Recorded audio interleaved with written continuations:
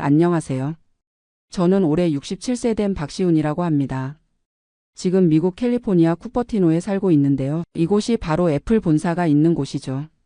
오늘 아침에 손자가 저한테 이런 질문을 했어요.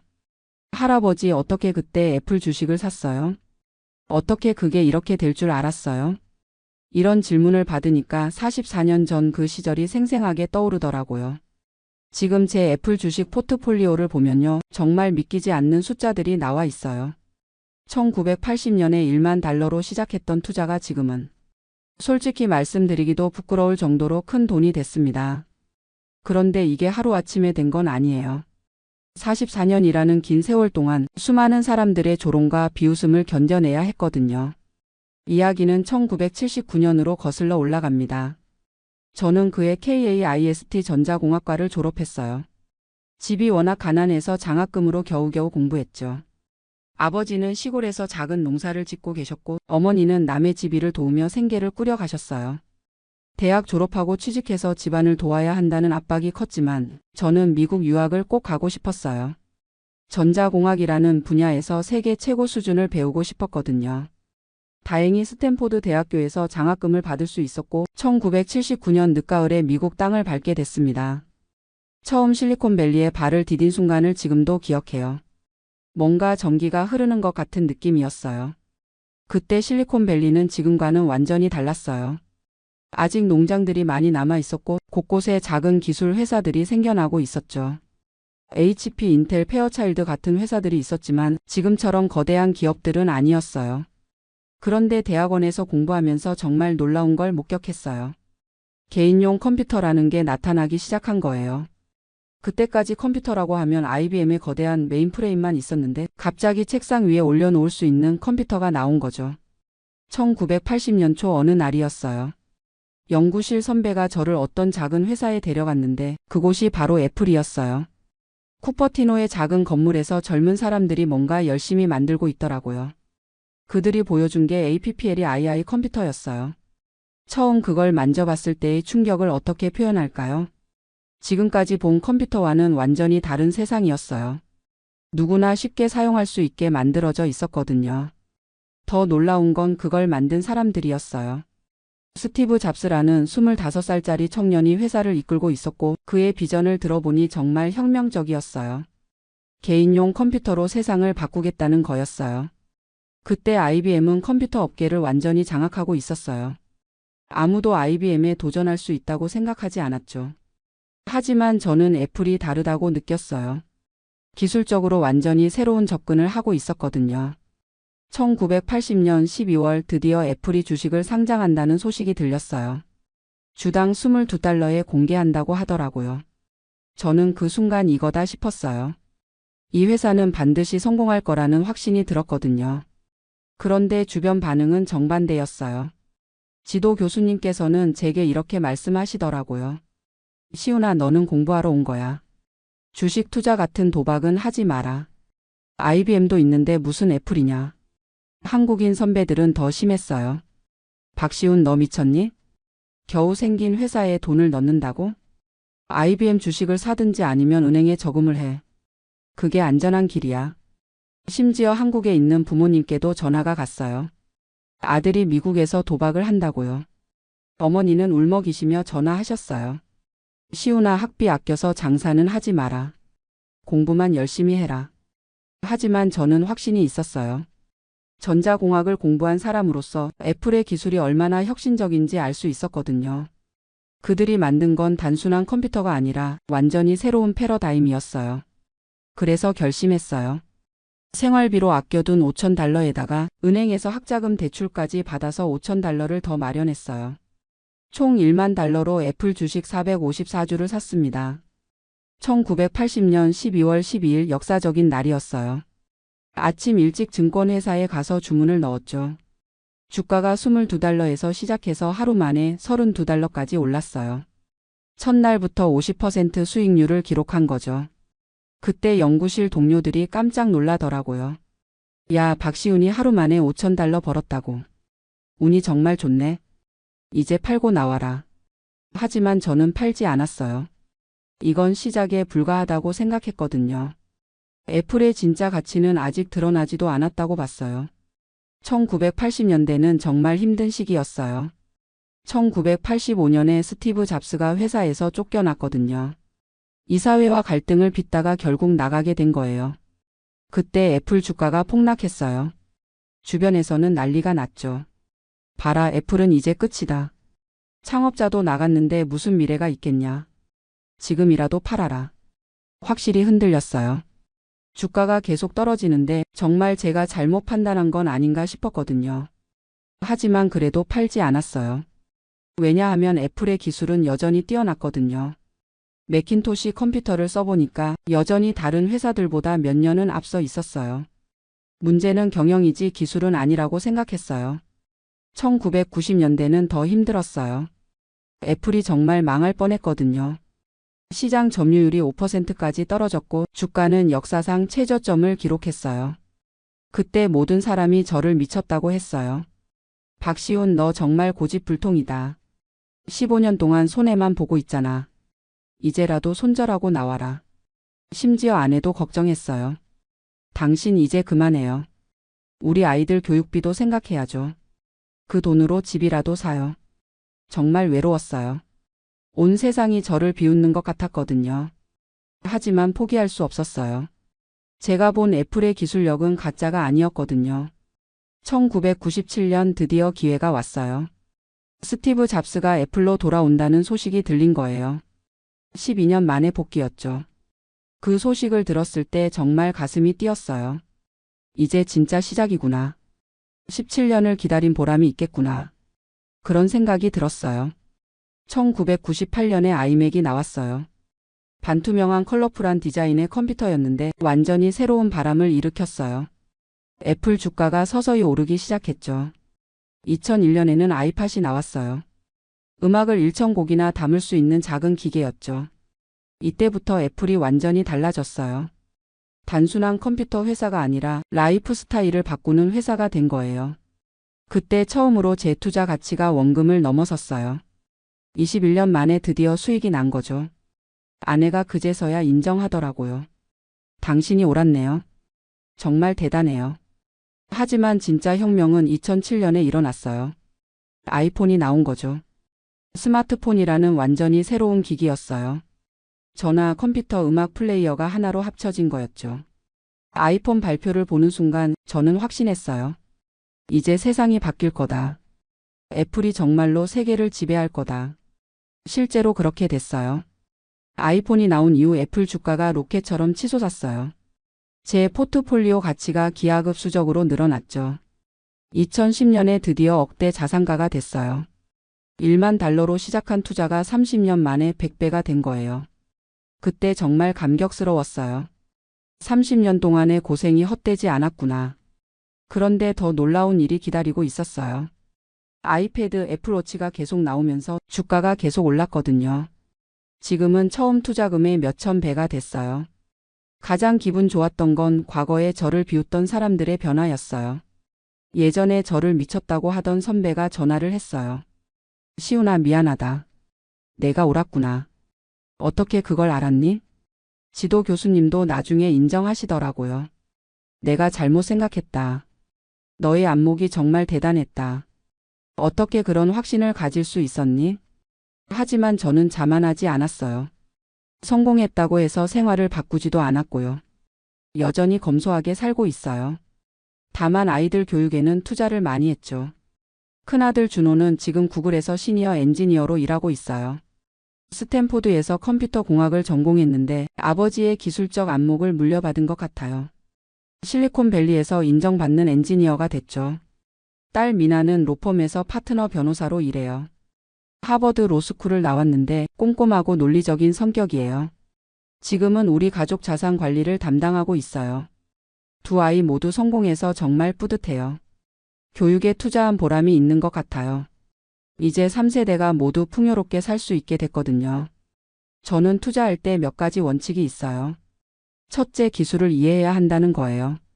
저는 전자공학을 전공했기 때문에 애플의 기술이 얼마나 혁신적인지 알 수 있었어요. 둘째, 장기적 관점으로 봐야 한다는 거예요. 단기적인 주가 변동에 휘둘리면 안 돼요. 정말 좋은 회사라면 시간이 지날수록 가치가 증명되거든요. 셋째, 군중 심리를 거스를 용기가 있어야 해요. 모든 사람이 반대할 때 투자해야 진짜 수익을 볼 수 있어요. 남들과 똑같이 하면 평범한 결과밖에 얻을 수 없거든요. 지금도 저는 계속 투자하고 있어요. 애플뿐만 아니라 다른 기술 회사들도 보고 있고요.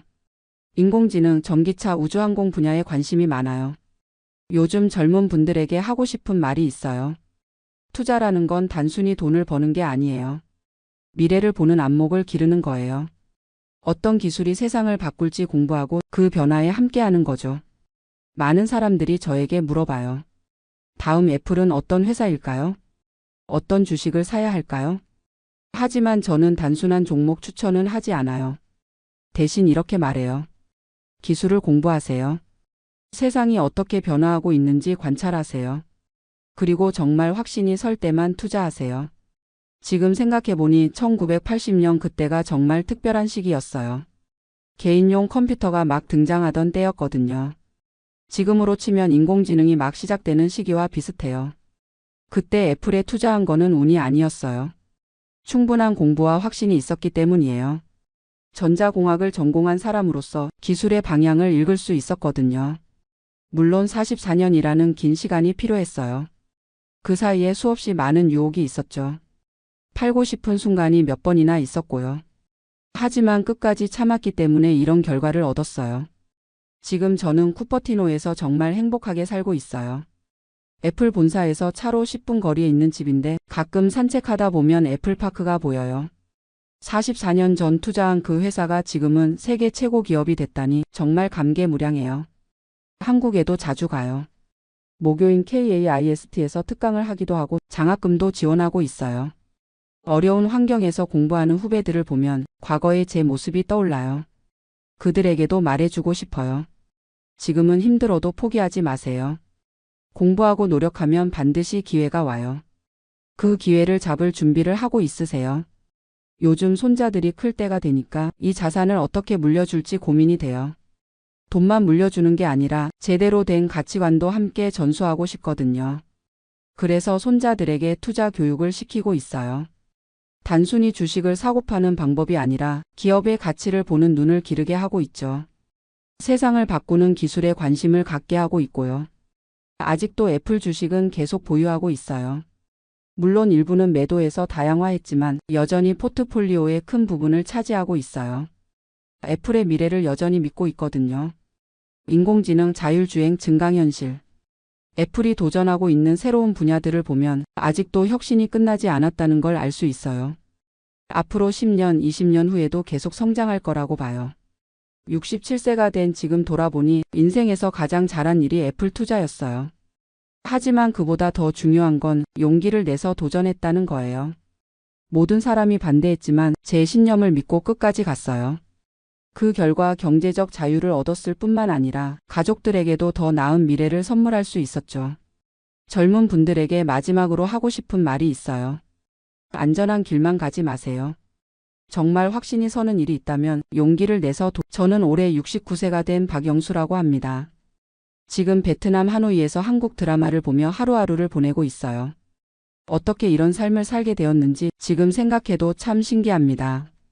하노이의 오래된 아파트 2층 작은 원룸에서 혼자 살고 있어요. 방 한쪽 벽면을 가득 채운 32인치 텔레비전이 제 유일한 벗이죠. 매일 밤 7시면 어김없이 한국 드라마를 틀어놓습니다. 요즘엔 재방송으로 나오는 옛날 드라마들을 주로 봐요. 별이 뜨는 밤에, 가을 동화, 겨울 연가. 이런 드라마들을 보면서 눈물을 훔치기도 하고 혼자 웃기도 합니다. 아침이면 시장에 나가 하루 먹을 것들을 사옵니다. 베트남동 5만 동이면 한국 돈으로 2,500원 정도인데 이 돈으로 쌀국수 한 그릇과 베트남 커피 한 잔을 마실 수 있어요. 한국에서 생각하면 정말 저렴하죠. 그래도 한국 음식이 그리울 때가 있어서 가끔 한인마트에 가서 김치며 라면을 사오기도 해요. 물론 가격은 한국에 서너 배는 하지만요. 오후에는 호안기엠 호수 주변을 산책합니다. 호수 둘레를 천천히 걸으면서 사람들을 구경하는 재미가 쏠쏠해요. 베트남 사람들도 많고 서양 관광객들도 많고 가끔 한국 사람들도 보입니다. 그럴 때면 괜히 반가워서 눈인사라도 하고 싶지만 아직은 낯을 가려서 그냥 지나치죠. 저녁 무렵 집에 돌아와 샤워를 하고 간단히 저녁을 먹은 뒤 드라마를 보는 시간이 제일 행복합니다. 인터넷으로 한국 드라마를 볼 수 있어서 정말 다행이에요. 가끔 화질이 안 좋거나 끊어질 때도 있지만 그래도 한국어를 듣고 한국 배우들을 보는 것만으로도 위로가 됩니다. 이런 생활을 시작한 지 벌써 3년이 되었어요. 처음엔 정말 힘들었습니다. 언어도 통하지 않고 음식도 입에 맞지 않고 무엇보다 한국에 두고 온 것들이 너무 그리웠거든요. 제가 이곳에 오게 된 이유는 조금 복잡해요. 사실 한국에서는 더 이상 살 수가 없었습니다. 경제적으로도 그렇고 마음적으로도 그랬어요. 저는 30년 넘게 중소기업에서 격리 일을 했습니다. 성실하게 일했고 퇴직금도 적지 않게 받았어요. 하지만 아내가 암으로 세상을 떠나면서 모든 게 틀어졌죠. 치료비로 퇴직금의 대부분을 썼고 아내가 떠난 뒤 혼자 남은 집은 너무 컸어요. 매달 나오는 국민연금 80만 원으로는 서울에서 혼자 살기가 빠듯했습니다. 자식들한테 손 벌리고 싶지는 않았어요. 큰아들은 결혼해서 아이들 키우느라 바쁘고 작은 딸은 시집가서 시댁 눈치 보느라 힘들어하는데 제가 짐이 되고 싶지 않았거든요. 그러던 중 우연히 인터넷에서 베트남에 사는 한국인들 이야기를 보게 되었어요. 물가가 싸서 적은 돈으로도 충분히 살 수 있다는 글이었죠. 처음엔 그냥 흥미로워서 보기 시작했는데 점점 진지하게 고민하게 되더라고요. 한국에서 월세 50만 원짜리 작은 원룸에 살면서 쪼들리며 사는 것보다 베트남에서 여유롭게 사는 게 나을 수도 있겠다는 생각이 들었어요. 그래서 몇 달 동안 인터넷으로 정보를 찾아보고 베트남에 살고 있는 한국인들과 이메일도 주고받으며 준비했습니다. 66세 되던 해봄 한국에 집을 정리하고 베트남으로 떠났어요. 자식들은 처음엔 반대했지만 제 의지가 확고하다는 걸 알고는 더 이상 말리지 않았죠. 하노이에 처음 도착했을 때의 기억이 아직도 생생해요. 노이바이 공항에서 나오자마자 느껴진 후덥지근한 열기, 길거리에 가득한 오토바이들, 한국과는 전혀 다른 냄새와 소음들. 정말 이곳에서 살 수 있을까 싶었어요. 첫 달은 호텔에서 지내면서 집을 구했습니다. 한국인들이 많이 사는 지역을 알아보고 그나마 안전하다는 곳에 작은 원룸을 월 45만 원에 얻었어요. 한국 돈으로 치면 그렇게 싸지는 않았지만 베트남 현지 기준으로는 꽤 괜찮은 곳이었죠. 생활에 적응하는 데는 시간이 걸렸어요. 일단 언어 문제가 가장 컸습니다. 베트남어는 성조가 있어서 발음이 정말 어려워요. 숫자도 제대로 못하겠더라고요. 시장에서 물건 값을 물어봐도 알아듣지 못해서 몇 번이나 바가지를 쓰기도 했어요. 음식도 처음엔 힘들었습니다. 쌀국수는 먹을 만했지만 다른 베트남 음식들은 향신료 냄새가 강해서 적응이 안 되더라고요. 그래서 한인마트에서 한국 음식 재료를 사서 해먹으려고 했는데 가격이 너무 비싸서 깜짝 놀랐어요. 라면 한 봉지가 한국 돈으로 1,000원이 넘고 김치 한 포기가 10,000원이 넘었거든요. 그래도 시간이 지나면서 조금씩 적응해 갔어요. 베트남 음식 중에서도 제 입에 맞는 것들을 찾아냈고 간단한 베트남어 인사말 정도는 할 수 있게 되었죠. 무엇보다 물가가 정말 저렴해서 경제적으로는 여유가 생겼어요. 한국에서는 매월 연금 80만 원으로 빠듯하게 살았는데 여기서는 그 돈으로도 충분히 살 수 있어요. 집세 45만 원에 생활비 30만 원이면 넉넉하게 지낼 수 있거든요. 가끔 한국 음식이 먹고 싶어서 한인 식당에 가거나 한인마트에서 비싼 한국 음식 재료를 사도 크게 부담스럽지 않아요. 무엇보다 날씨가 좋아요. 하노이는 겨울에도 그렇게 춥지 않아서 관절염이 있는 저에게는 정말 좋습니다. 한국에서는 겨울만 되면 무릎이 아파서 밖에 나가기 힘들었는데 여기서는 1년 내내 산책을 할 수 있어요. 하지만 그래도 외로움은 어쩔 수 없더라고요. 특히 밤에 혼자 있으면 한국이 그리워져요. 자식들 목소리도 듣고 싶고 친구들도 보고 싶고 익숙한 한국의 거리를 걸어보고 싶고 그런 외로움을 달래주는 게 바로 한국 드라마예요. 인터넷으로 한국 드라마를 볼 수 있다는 걸 알게 된 건 정말 큰 행운이었어요. 처음엔 최신 드라마들을 봤는데 요즘 젊은 배우들은 잘 모르겠더라고요. 그래서 제가 젊었을 때 봤던 옛날 드라마들을 다시 보기 시작했어요. 별이 뜨는 밤에를 보면서 안재욱과 최지우가 나오는 장면에서 눈물을 흘렸고 가을 동화를 보면서 원빈과 송혜교의 애절한 사랑에 가슴이 아팠어요. 겨울 연가는 몇 번을 다시 봤는지 모르겠어요. 배용준과 최지우가 나오는 그 유명한 장면들을 볼 때마다 제 젊은 시절이 떠올라서 괜히 울컥하기도 하고요. 드라마를 보면서 한국어를 듣고 있으면 정말 한국에 있는 것 같은 기분이 들어요.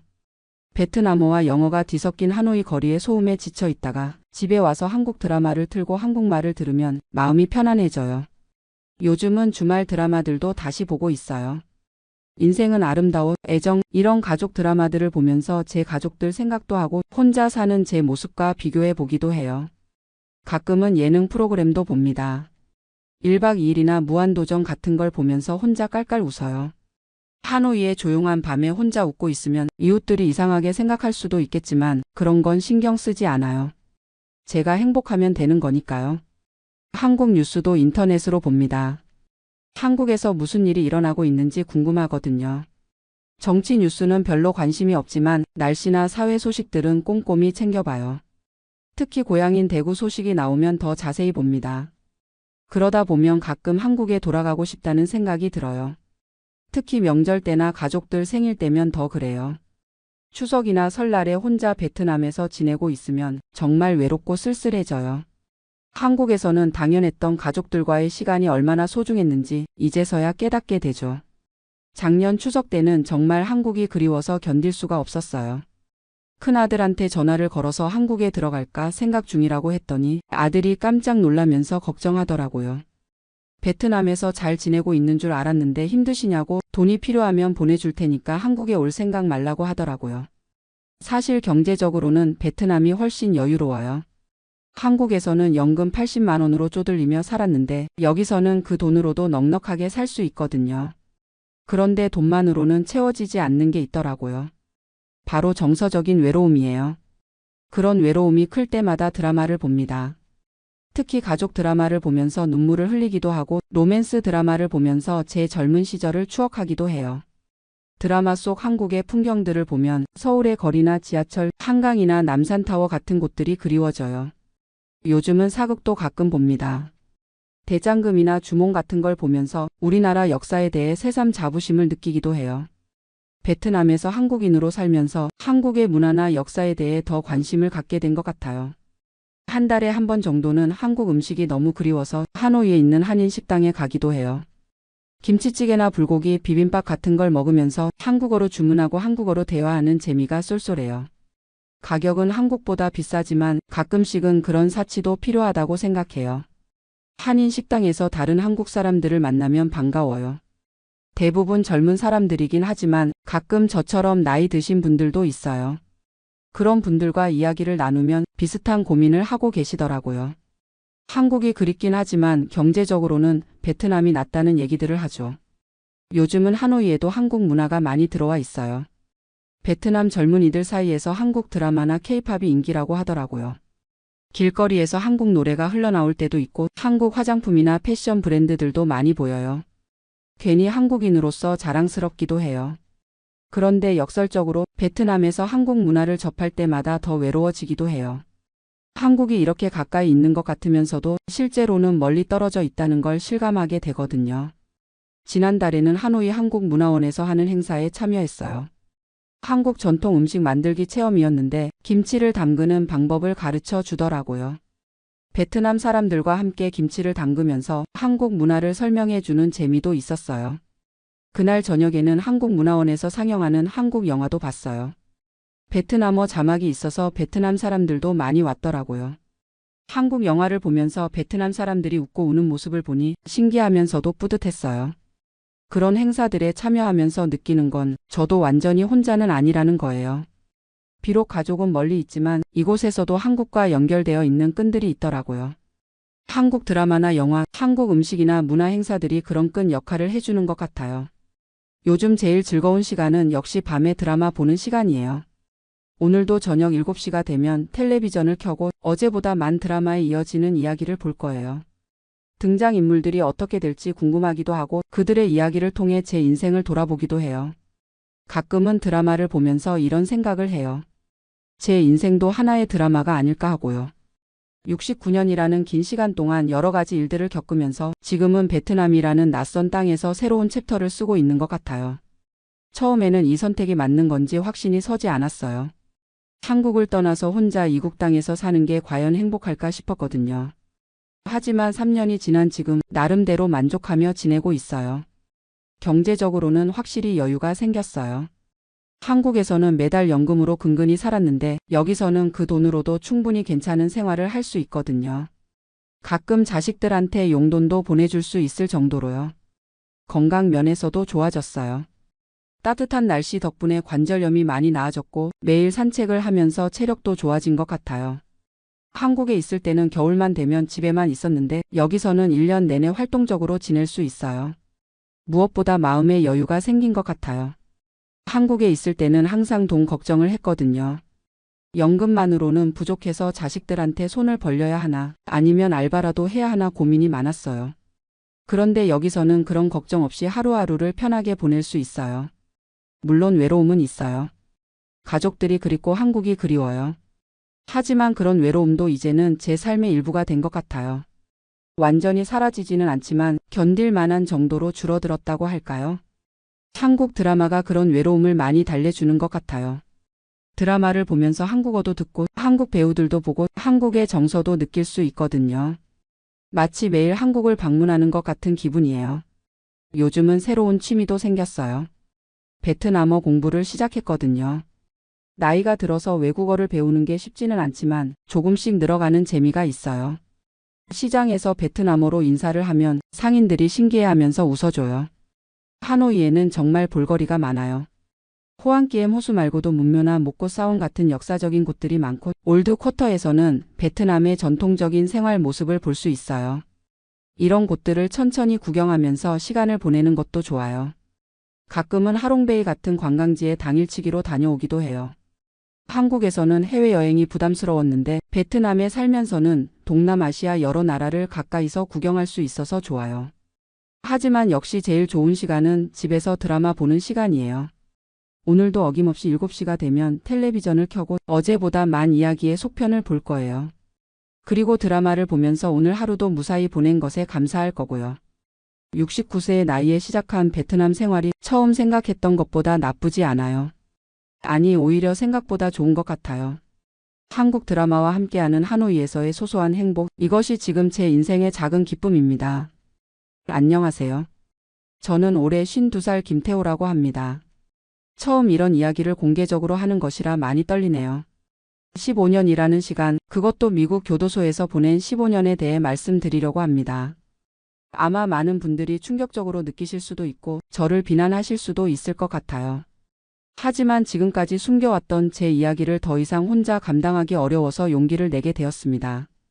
저는 1995년에 25살의 나이로 미국 로스앤젤레스에 유학을 갔습니다. 컴퓨터 공학을 전공하려고 했었죠. 당시에는 미국 IT 붐이 한창이었고 젊은 나이에 실리콘밸리에서 성공하겠다는 꿈을 가지고 있었어요. 부모님께서는 집까지 담보로 잡고 유학비를 마련해 주셨습니다. 그 마음이 얼마나 간절했는지 지금도 생각하면 가슴이 아픕니다. 하지만 현실은 생각보다 훨씬 어려웠어요. 영어는 생각보다 늘지 않았고 학업은 따라가기 힘들었습니다. 무엇보다 생활비가 부족했어요. 처음에는 한인마트에서 아르바이트를 했지만 시급이 너무 낮았어요. 하루 8시간씩 일해도 한 달에 $800 정도밖에 벌 수 없었는데 방세만 $600였으니까요. 그러다가 한인 동료를 통해서 돈을 빨리 벌 수 있는 방법이 있다는 얘기를 들었어요.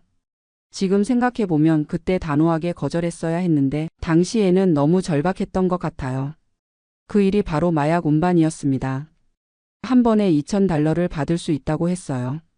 그냥 차로 라스베이거스까지 다녀오기만 하면 된다고, 위험하지 않다고 했었죠. 처음에는 정말 간단해 보였어요. 지정된 장소에서 가방을 받아서 라스베이거스의 호텔까지 가져다 주기만 하면 되는 일이었거든요. 하지만 세 번째 운반을 하던 중에 적발되었습니다. 2009년 3월 15일, 그날을 평생 잊을 수 없어요. 라스베이거스로 가는 고속도로에서 경찰이 제 차를 세웠어요. 일상적인 교통 단속인 줄 알았는데 경찰견이 제 차 주변을 맴돌더니 짖기 시작했어요. 그 순간 모든 게 끝났다는 걸 알았습니다. 트렁크에서 코카인 2kg이 발견되었어요. 제가 운반하는 게 마약인 줄은 알았지만 그렇게 많은 양인 줄은 몰랐어요. 현장에서 바로 체포되었고 수갑이 채워지는 순간 정말 세상이 무너지는 기분이었어요. 재판은 빠르게 진행되었습니다. 연방법원에서 마약 밀매죄로 기소되었고 변호사를 선임할 돈이 없어서 국선 변호사가 배정되었어요. 그 변호사는 저에게 유죄 인정을 하고 감형을 받으라고 조언했습니다. 첫 범이고 운반책에 불과하니까 7년에서 10년 정도 받을 거라고 했어요. 하지만 판사는 제게 15년을 선고했습니다. 그때가 2009년 8월이었어요. 법정에서 판결을 들었을 때 정말 다리에 힘이 빠져서 주저앉을 뻔했어요. 15년이라는 시간이 얼마나 긴 시간인지 실감이 나지 않았어요. 부모님께 전화를 드렸을 때가 가장 힘들었어요. 어머니는 전화기 너머로 울음소리만 들리셨고 아버지는 한동안 아무 말씀도 하지 못하셨어요. 아들아, 우리가 뭘 잘못했을까? 그 말씀이 지금도 가슴에 박혀 있어요. 첫 번째로 배정받은 곳은 네바다주의 연방교도소였습니다. 처음 교도소에 들어갔을 때의 충격은 이루 말할 수 없었어요. 교도소 안에서는 인종별로 그룹이 나뉘어 있었어요. 백인, 흑인, 히스패닉, 아시안으로 구분되어 있었는데 아시안 중에서도 한국인은 저 혼자였어요. 첫날 밤 감방에 들어가는데 룸메이트가 멕시코계 미국인이었어요. 그는 제가 한국인이라는 걸 알고는 노골적으로 무시했어요. 여기서 살아남으려면 강해져야 한다고 말하면서요. 언어 장벽이 가장 큰 문제였어요. 교도관들이 하는 말을 제대로 이해할 수 없었고 제가 하는 말도 그들이 이해하지 못했어요. 한 번은 복통이 심해서 의무실에 가고 싶다고 했는데 교도관이 제 말을 이해하지 못해서 하루 종일 아픈 배를 움켜쥐고 있어야 했어요. 다음 날에야 겨우 의무실에 갈 수 있었죠. 교도소 안에서의 하루는 새벽 5시에 시작되었어요. 점호를 받고 아침 식사를 한 후에는 각자 배정받은 일을 해야 했어요. 저는 처음에 세탁실에서 일했어요. 하루 8시간씩 제수복을 세탁하고 건조하는 일이었죠. 시급은 25센트였어요. 한 달에 $40 정도 벌 수 있었는데 그 돈으로 캔틴에서 라면이나 비누 같은 생필품을 사야 했어요. 교도소 안에서 가장 중요한 건 라면이었어요. 정말 신기하게도 라면이 교도소 안의 화폐 역할을 했어요. 라면 1개로 비누 1개를 살 수 있었고 라면 10개면 잡지 1권을 살 수 있었어요. 식사는 정말 끔찍했어요. 아침에는 딱딱한 시리얼과 우유, 점심에는 정체불명의 고기와 콩, 저녁에는 파스타나 감자 정도였어요. 김치는 꿈도 꿀 수 없었죠. 제일 무서웠던 건 다른 죄수들과의 갈등이었어요. 교도소 안에는 암묵적인 규칙들이 있었어요. 어디에 앉으면 안 되는지, 누구와 말하면 안 되는지, 어떤 행동을 하면 안 되는지. 그런 걸 모르고 실수라도 하면 바로 표적이 되었어요. 한 번은 샤워실에서 흑인 죄수와 시비가 붙었어요. 제가 샤워하는 시간이 너무 길다고 하면서 시비를 걸었는데 사실 저는 그 사람이 뭐라고 하는지 절반도 이해하지 못했어요. 그냥 쏘리 하면서 얼른 나왔는데 그 모습이 다른 죄수들에게는 겁쟁이로 보였나 봐요. 그 이후로 몇 달 동안 계속 괴롭힘을 당했어요. 음식을 뺏어가거나 일부러 저를 밀치고 지나가거나 제 침대에 쓰레기를 버리기도 했어요. 그때 정말 자살하고 싶었어요. 매일 밤 잠들기 전에 내일 아침에 깨어나지 않았으면 하고 생각했어요. 그러던 중에 한 사람을 만났어요. 데이빗 리라는 중국계 미국인이었는데 저보다 10살 정도 많았어요. 그는 사기죄로 20년을 선고받고 이미 8년째 복역 중이었어요. 데이빗이 저에게 교도소에서 살아남는 법을 가르쳐 줬어요. 여기서는 약해 보이면 안 된다고 했어요. 하지만 불필요하게 강해 보일 필요도 없다고 했죠. 그는 저에게 영어를 가르쳐 줬어요. 매일 저녁 1시간씩 감방에서 영어 공부를 했어요. 특히 교도소에서 쓰이는 은어들을 알려줬죠. 셀리는 감방을 뜻하고 피시는 새로운 죄수를 뜻하고 하우스는 자기가 속한 그룹을 뜻한다고 했어요. 데이빗은 또 제게 운동을 하라고 권했어요. 몸이 건강해야 정신도 건강하다고 말하면서요. 처음에는 팔굽혀펴기 10개도 하기 힘들었는데 매일 조금씩 늘려나갔어요. 3년 후에는 팔굽혀펴기 200개, 윗몸 일으키기 300개까지 할 수 있게 되었어요. 운동을 하면서 몸이 단단해지니까 다른 죄수들도 저를 함부로 대하지 않게 되었어요. 하지만 가장 힘든 건 가족과의 연락이었어요. 전화를 걸 수 있는 시간이 정해져 있었고 한 번에 15분밖에 통화할 수 없었어요. 게다가 분당 $5씩 나가는 비싼 요금 때문에 자주 전화할 수도 없었어요. 부모님과 통화할 때마다 가슴이 찢어지는 것 같았어요. 어머니는 항상 아들아 잘 먹고 있니? 하고 물어보셨는데 잘 먹고 있어요라고 대답하는 게 너무 힘들었어요. 면회는 한 달에 한 번만 가능했는데 부모님이 한국에서 오시기는 너무 어려운 일이었죠. 그래서 15년 동안 단 2번만 면회를 받았어요. 한 번은 수감 3년 차에 부모님이 오셨고 또 한 번은 10년 차에 동생이 왔어요. 부모님이 오셨을 때를 잊을 수 없어요. 면회실에서 유리창 너머로 마주 앉았는데 아버지의 머리가 완전히 하얗게 새어 있었어요. 어머니는 제게 손을 내밀려고 하다가 유리창에 부딪혔어요. 그때 어머니가 미안하다 아들아. 엄마가 미안해라고 말씀하시는데 왜 어머니가 미안하다고 하시는지 이해할 수 없었어요. 잘못한 건 저인데. 그 면회 이후로 한동안 정말 폐인이 되었어요. 아무것도 하기 싫고 운동도 그만두고 하루 종일 침대에만 누워 있었어요. 그때 데이빗이 저를 다시 일으켜 세워줬어요. 내 부모님이 원하는 게 이런 모습일까? 라고 물어보면서요. 내가 포기하면 너희 부모님도 포기하게 된다고 했어요. 그래서 다시 마음을 다잡았어요. 영어 공부를 더 열심히 하고 운동도 다시 시작했어요. 5년 차부터는 교도소 내 도서관에서 일할 수 있게 되었어요. 그곳에서 정말 많은 책을 읽었어요. 하루에 한 권씩은 읽었던 것 같아요. 처음에는 그림이 많은 어린이 책부터 시작했어요. 영어 실력이 늘면서 점점 어려운 책들을 읽을 수 있게 되었죠. 특히 자기계발서를 많이 읽었어요. 7해버츠 오브 하이그램 HLY 이펙티브 피펄, 싱크 언드 그로 리치, 더 파워 오브 파저티브 싱킹그램 같은 책들이요. 그 책들을 읽으면서 제 인생을 되돌아보게 되었어요. 왜 이런 선택을 했는지, 앞으로 어떻게 살아야 할지 고민하게 되었죠.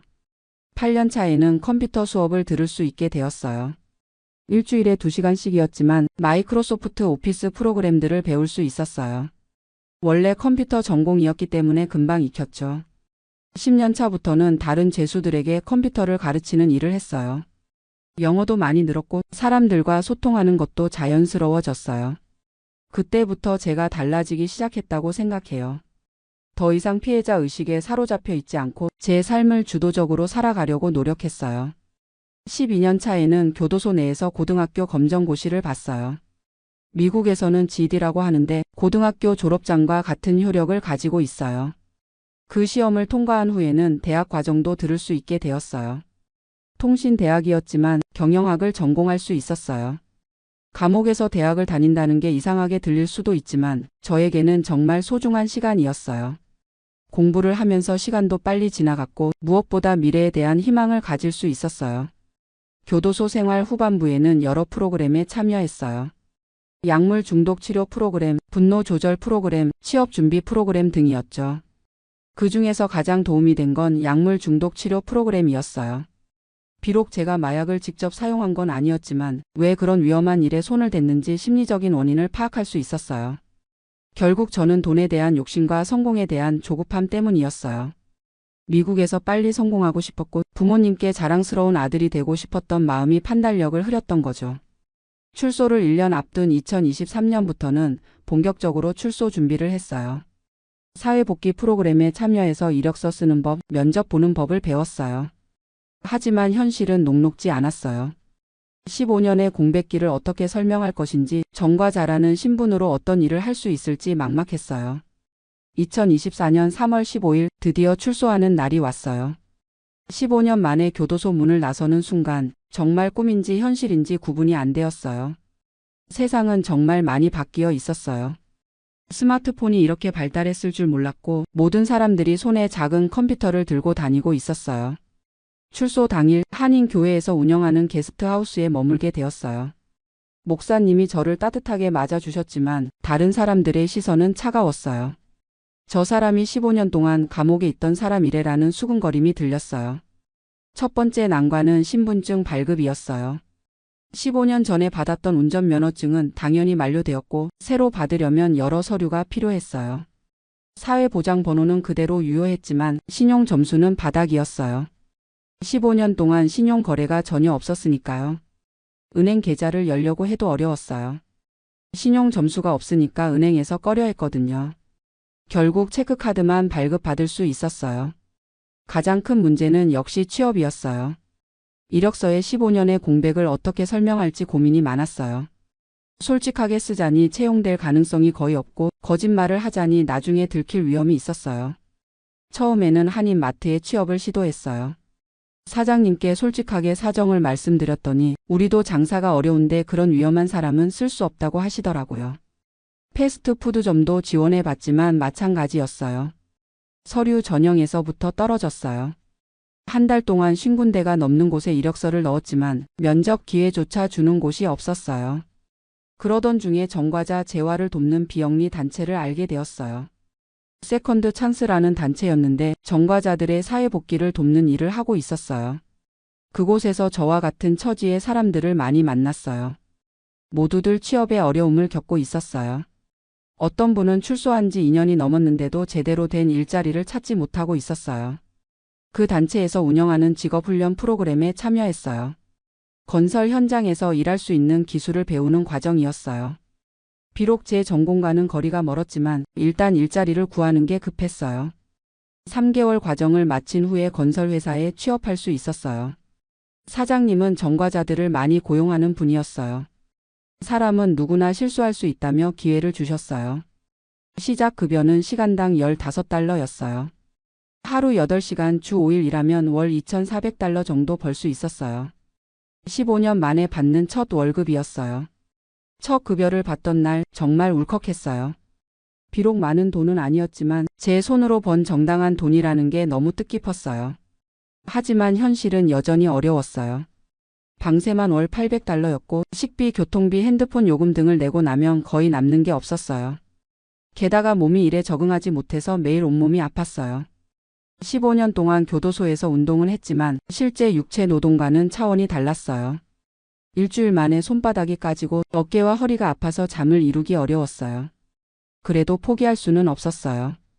이 일마저 놓치면 다시 갈 곳이 없었거든요. 동료들은 대부분 히스패닉계였는데 처음에는 저를 경계했어요. 아시안이 건설 현장에서 일하는 경우가 흔하지 않았거든요. 하지만 열심히 일하는 모습을 보여주면서 점차 인정받게 되었어요. 교도소에서 배운 스페인어도 도움이 되었고 컴퓨터를 다룰 수 있다는 점도 플러스 요인이었어요. 6개월 후에는 시간당 18달러로 인상되었고 현장 관리 업무도 맡게 되었어요. 그 즈음 한국에 있는 부모님께 안부 전화를 드렸어요.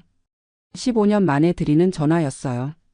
어머니가 전화를 받으셨는데 제 목소리를 듣고는 한참 동안 말을 하지 못하셨어요.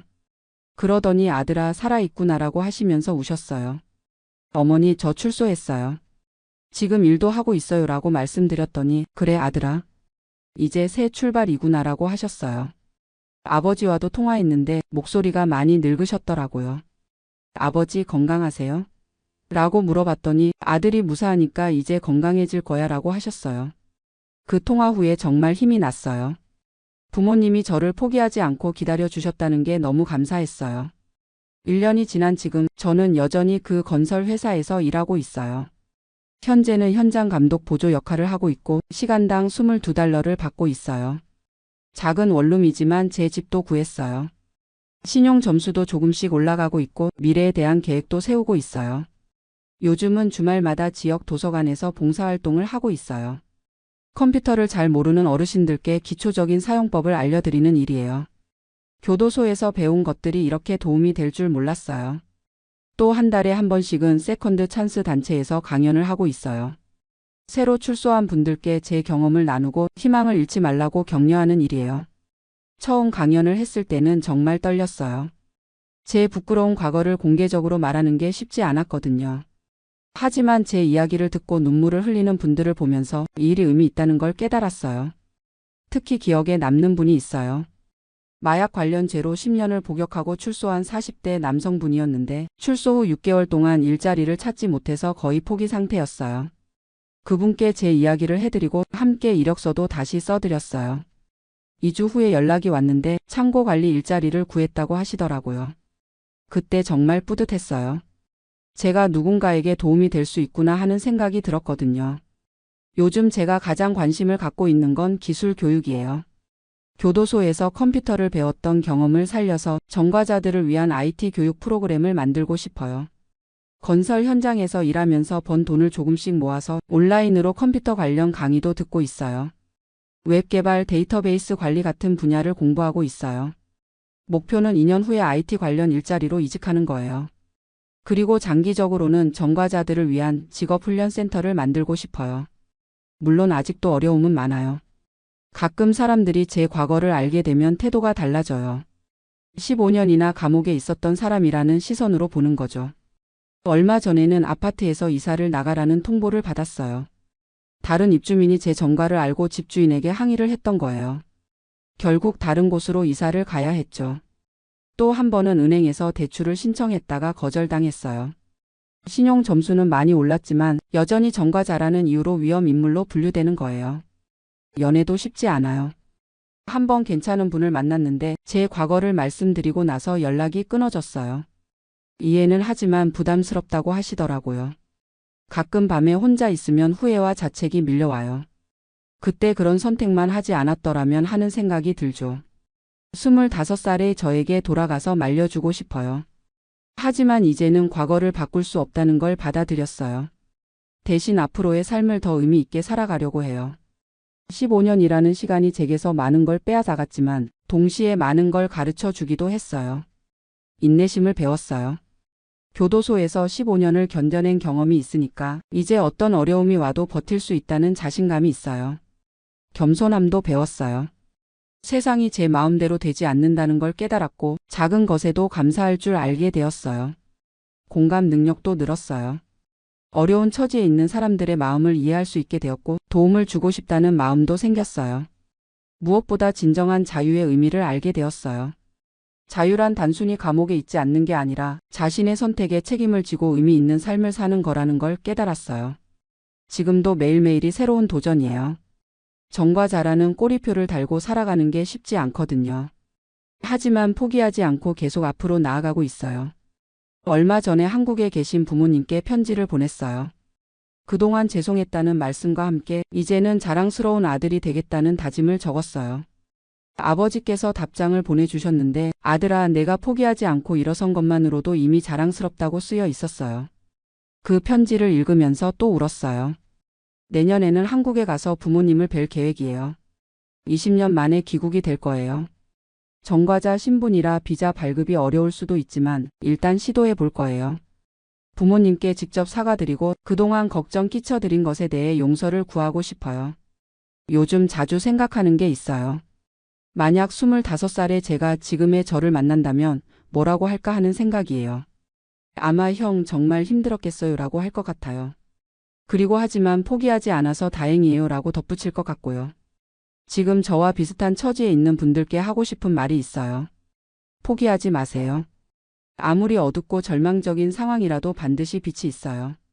저도 교도소에서 수없이 포기하고 싶었어요. 하지만 버텨냈고 지금은 새로운 인생을 살고 있어요. 물론 쉽지 않아요. 전과자라는 꼬리표는 평생 따라다닐 거예요. 하지만 그것이 인생의 전부는 아니에요. 우리에게도 두 번째 기회가 있어요. 아니, 우리가 그 기회를 만들어가는 거예요.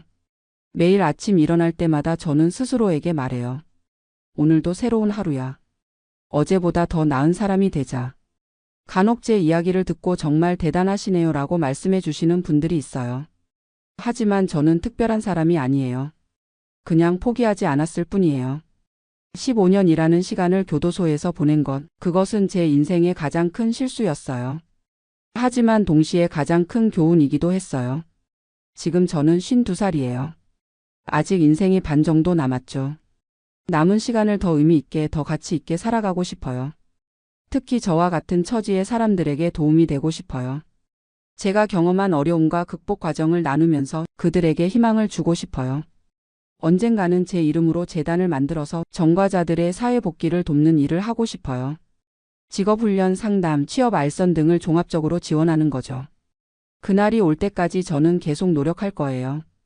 하루하루 성실히 살면서 조금씩 꿈에 다가가겠어요. 이 이야기를 들어주신 모든 분들께 감사드려요.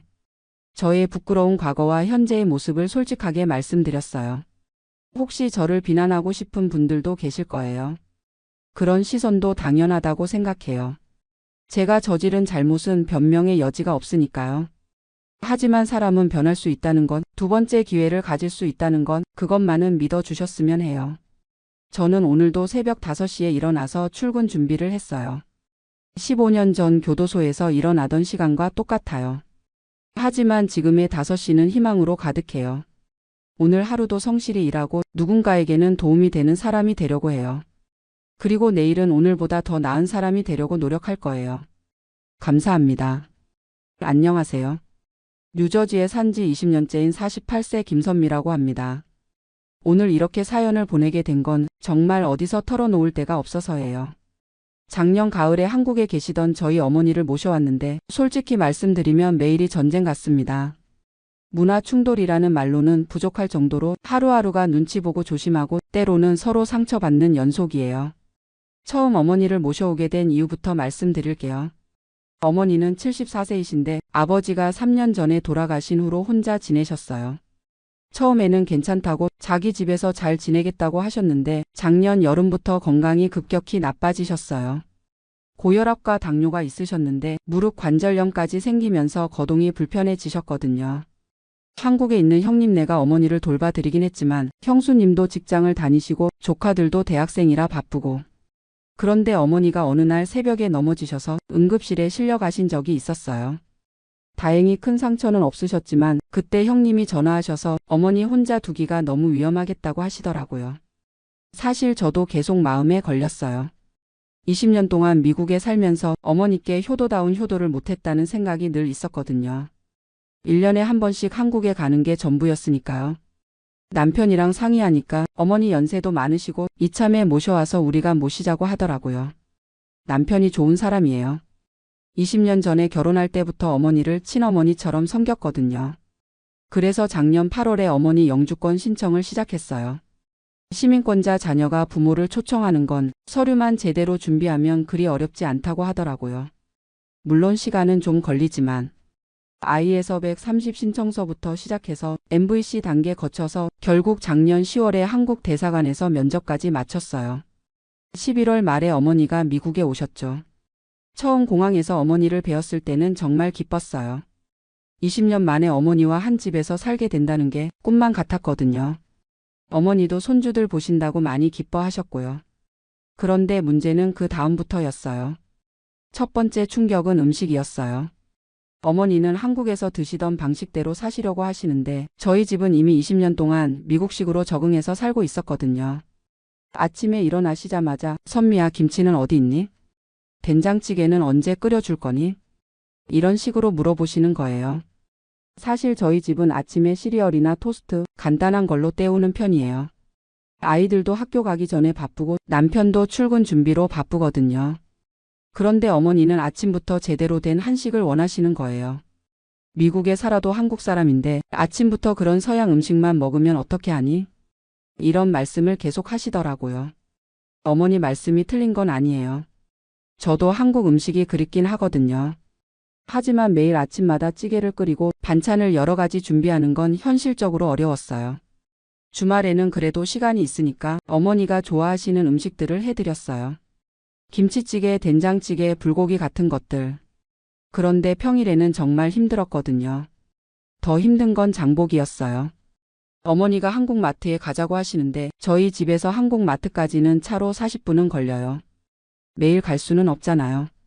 그럼 집 앞 마트에서 사면 되지 않느냐고 하셨는데 미국 마트에서 파는 채소들을 보시고는 이게 무슨 배추냐, 이게 무슨 무냐. 이런 식으로 말씀하시는 거예요. 특히 김치 때문에 정말 힘들었어요. 어머니는 집에서 김치를 담그시려고 하시는데 아파트에서 김치 냄새가 나면 이웃들이 싫어할까봐 걱정됐거든요. 실제로 옆집 사람이 복도에서 냄새 난다고 한번 말한 적도 있었고요. 그래서 시판 김치를 사드렸는데 이런 게 무슨 김치냐, 맛도 없고 짜기만 하다고 하시면서 결국 베란다에서 몰래 김치를 담그셨어요. 다행히 겨울이라 추워서 냄새가 많이 안 났지만 여름이 되면 어떻게 할지 걱정이에요. 두 번째 문제는 의료 시스템이었어요. 어머니가 고혈압약과 당뇨약을 드셔야 하는데 미국에서는 의사 처방전 없이는 약을 살 수 없잖아요. 한국에서 가져오신 약이 떨어져서 급하게 병원에 모시고 갔는데 의사가 영어로만 설명하니까 어머니가 이해를 못하시는 거예요. 제가 통역을 해드렸지만 의학 용어들은 저도 정확히 모르는 게 많아서 어머니가 답답해 하셨어요. 한국에서는 의사가 이렇게 설명해 주는데 여기는 왜 이렇게 대충대충이냐고 하시면서. 더 큰 문제는 의료비였어요. 어머니가 메디케어 자격이 안 되시니까 개인 보험을 들어야 하는데 나이가 많으셔서 보험료가 한 달에 $600가 넘더라고요. 그것도 모자라서 어머니가 한국에서 하시던 대로 침이나 부항 같은 걸 받고 싶어 하시는데 보험이 안 돼서 다 개인 부담이에요. 한 번 가면 $100씩 나가니까 경제적으로도 부담이 되고. 세 번째는 아이들과의 관계였어요. 어머니가 오시기 전에는 손주들과 잘 지내실 거라고 생각했거든요. 1년에 한 번씩 한국 갈 때는 그랬거든요. 그런데 막상 같이 살아보니까 언어 문제가 생각보다 심각했어요.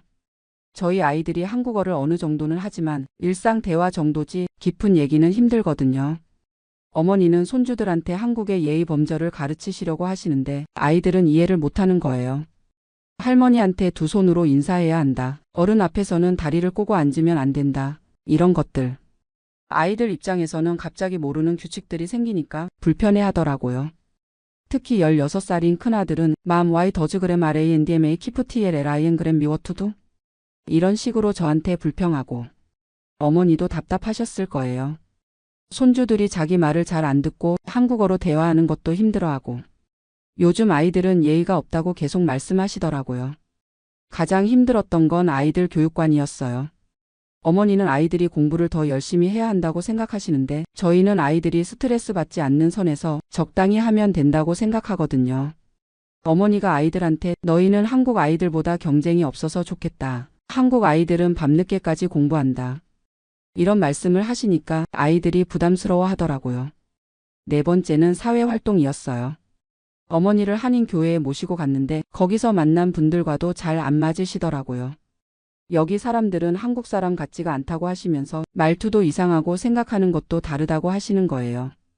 실제로 미국에 오래 산 한국 분들은 한국식 사고방식과 미국식 사고방식이 섞여 있잖아요. 어머니 입장에서는 그게 어색하셨을 거예요. 한인 시니어 센터에도 모시고 갔는데 거기서도 마찬가지였어요. 다른 할머니들과 대화하시다가 이 사람들은 미국에 너무 오래 살아서 한국을 잊었다고 하시더라고요. 그러면서 한국에 있을 때가 좋았다는 말씀을 자주 하시니까 저도 마음이 아팠어요. 어머니 좋으라고 모셔온 건데 오히려 스트레스만 드리는 것 같아서. 다섯 번째는 날씨와 환경이었어요. 뉴저지 겨울이 한국보다 춥잖아요. 어머니가 관절염이 있으셔서 추운 날씨에 더 아프다고 하시는 거예요. 그리고 어디 나가시려고 해도 차 없이는 갈 수 있는 데가 없으니까 답답해 하시더라고요. 한국에서는 지하철이나 버스 타고 어디든 갈 수 있었는데 여기서는 제가 데려다 드려야 하니까. 제가 아이들 학교 보내고 장 보고 집안일하고 그 사이사이에 어머니 모시고 병원 가고 한인 마트 가고. 솔직히 말하면 하루 24시간이 부족해요. 가장 마음 아픈 건 어머니와 제가 서로 눈치를 보게 됐다는 거예요. 어머니는 제가 귀찮아한다고 생각하시는 것 같고 저는 어머니가 불편해 하신다는 걸 아니까 계속 조심하게 되더라고요.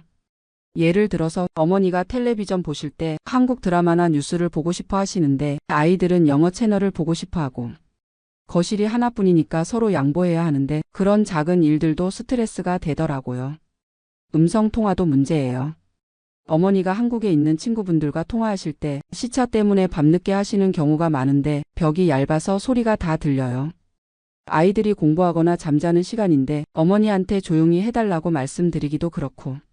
그리고 어머니가 가끔 한국에 돌아가고 싶다는 말씀을 하세요. 그럴 때마다 제 마음이 무너져 내려요. 어머니 좋으라고 모셔온 건데 오히려 불행하게 만든 것 같아서. 어떨 때는 제가 너무 이기적이었나 싶어요. 제가 편하려고 어머니를 제 생활 방식에 맞추려고 한 건 아닐까. 20년 동안 미국 생활에 익숙해져서 어머니 입장을 충분히 이해하지 못한 것 같기도 하고. 반대로 생각해보면 어머니도 74세의 나이에 완전히 다른 환경에 적응하시는 게 얼마나 힘드시겠어요. 언어도 안 통하고 음식도 다르고 사람들도 다르고. 그래서 요즘은 어떻게 해야 할지 모르겠어요. 어머니를 한국에 다시 보내드릴 수는 없고 그렇다고 지금 상황이 계속되는 것도 힘들고. 남편이랑 상의해서 어머니 방을 따로 마련해 드리기로 했어요. 지금은 거실 소파를 침대로 쓰고 계시는데 그러니까 프라이버시도 없고 어머니도 불편하시고. 그래서 지하실을 개조해서 어머니만의 공간을 만들어 드리려고 해요. 작은 냉장고도 놓고 한국 음식 해 드실 수 있게 간이 주방도 만들고 한국 텔레비전도 설치해 드리고. 비용이 $20,000 정도 들 것 같은데 어머니가 편하게 지내실 수 있다면 그 정도는 감수해야죠. 그리고 한국어를 잘하는 간병인을 찾아보려고 해요. 일주일에 2에서 3번 정도 어머니와 한국말로 대화해드리고 병원 갈 때 통역도 해드리고. 제가 어머니와 24시간 붙어 있으니까 서로 스트레스가 더 심한 것 같아요. 어머니도 딸한테만 의존하시는 게 부담스러우실 것 같고. 한인교회에서 어머니 또래 분들을 더 소개해 주기로 했어요. 한국에서 최근에 오신 분들 중에 어머니와 비슷한 상황인 분들이 계시더라고요. 그분들과 친해지시면 한국 얘기도 하시고 덜 외로우실 것 같아요.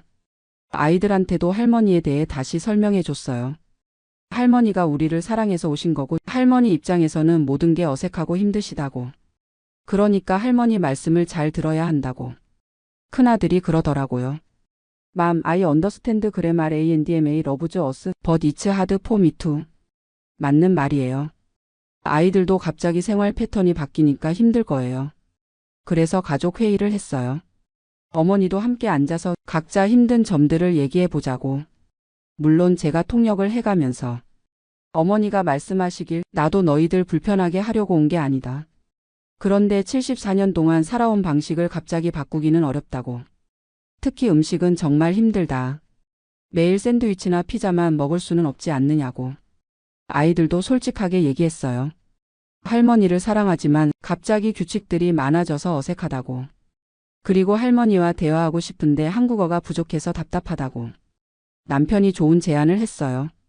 가족 모두가 한국어 공부를 다시 시작하자고. 아이들은 한국어 실력을 늘리고 남편도 기초부터 다시 배우고. 그러면 어머니와 대화하기도 쉬워지고 어머니도 덜 외로우실 거라고.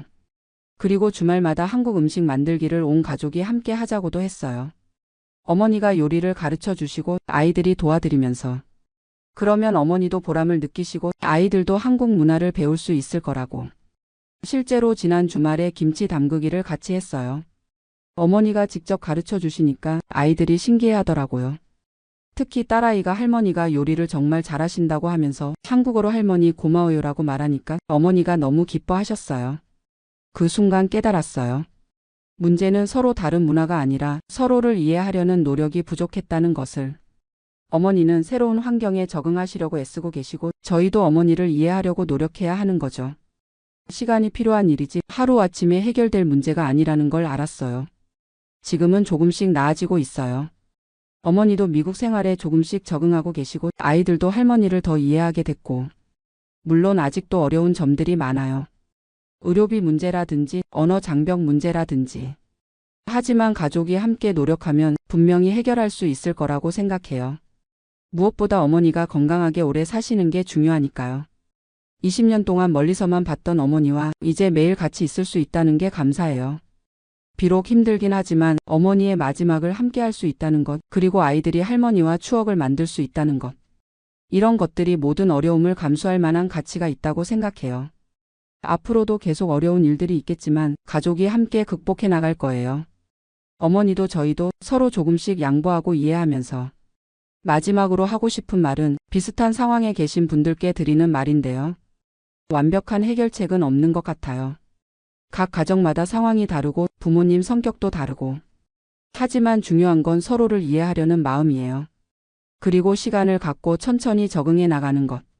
처음에는 모든 게 어색하고 힘들겠지만 결국은 가족이니까 잘 해나갈 수 있을 거예요. 지금도 어머니가 거실에서 한국 드라마를 보고 계세요. 가끔 웃음소리가 들리면 마음이 따뜻해져요. 어머니가 조금이라도 행복해 하시는 모습을 보면 모든 어려움이 다 보상받는 기분이거든요. 이 사연을 들어주셔서 감사하고 비슷한 상황에 계신 분들께 조금이라도 도움이 됐으면 좋겠어요.